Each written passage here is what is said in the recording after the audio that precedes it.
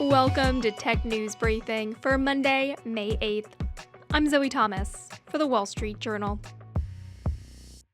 For at least a year, some employees at TikTok were able to find what they described internally as a list of users who watched gay content on the popular app. That's according to former employees. Staff raised concerns about this practice to higher-level executives. A TikTok spokesperson said the company changed its policy on how it compiles this data, where it's stored, and who has access to it nearly a year ago. TikTok is already facing questions about its data privacy, with lawmakers in the U.S. concerned about whether the Chinese government could access it through the company's Beijing-based parent, ByteDance. With me to discuss this situation is our social media reporter, Georgia Wells.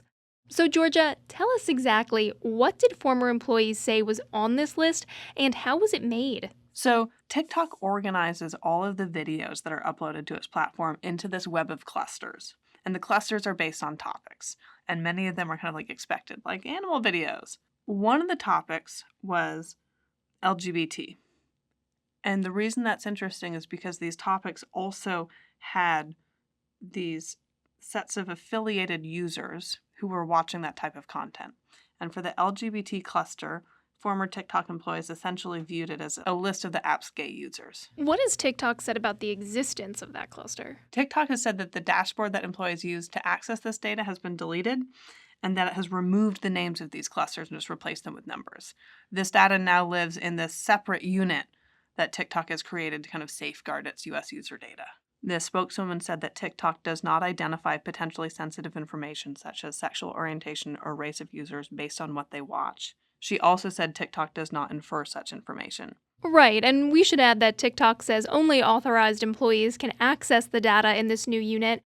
Georgia, what did former employees tell you about how accessible the data used to be before TikTok moved it? Before TikTok moved it, it did have protocols for who could access it. However, former employees said that those protocols were way looser than what they'd seen at other companies. How common is it for social media companies like TikTok to compile lists like this? Other companies certainly can do this. Social media and ad tech industry practices, though, in recent years have started to discourage tracking potentially sensitive traits such as sexuality. And the reason is that this data can essentially create a list of vulnerable users in parts of the world where, like some LGBT people, face harassment and violence.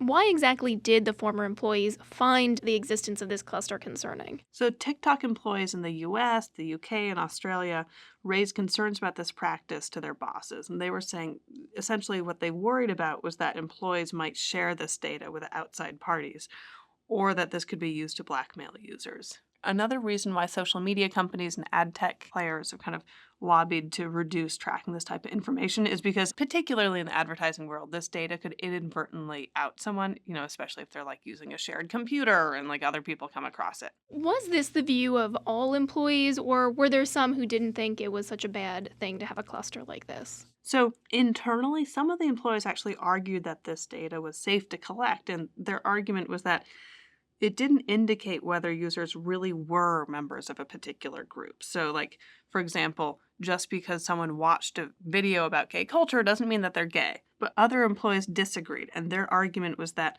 the topics of videos a user watched was often enough to infer aspects of their identity, particularly for topics like sexuality. And where did TikTok kind of come down in that argument eventually? So a spokeswoman for TikTok said that the data represents users' interests and is not necessarily a sign of someone's identity.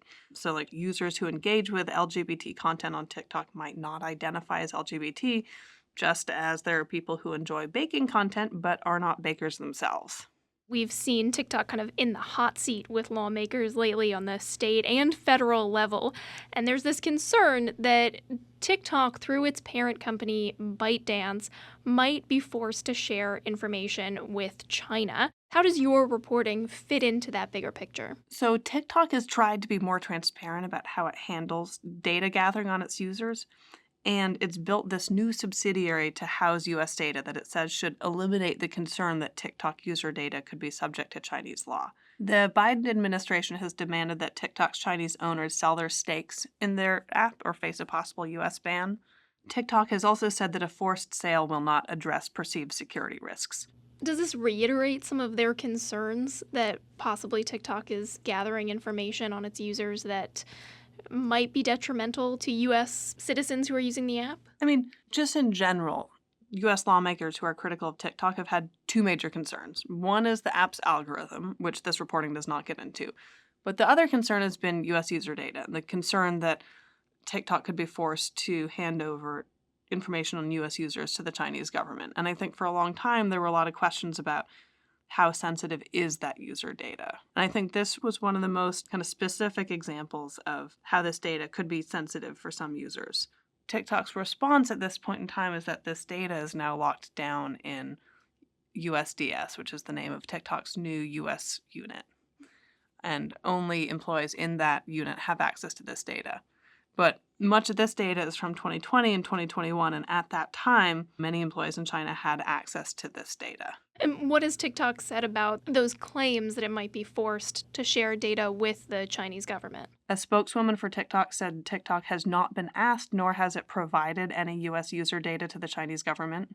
Can the US do anything to prevent TikTok from collecting this kind of information or from, clustering it all together to make these inferences about users? There is no comprehensive U.S. privacy law that regulates the practice of collecting sensitive information. 7 states have passed privacy laws, including some that require companies to protect certain categories of sensitive data, including gender and sexual identity. But there's no catch-all here that protects all users across the U.S. All right, that's our reporter, Georgia Wells. Thanks for joining us, Georgia.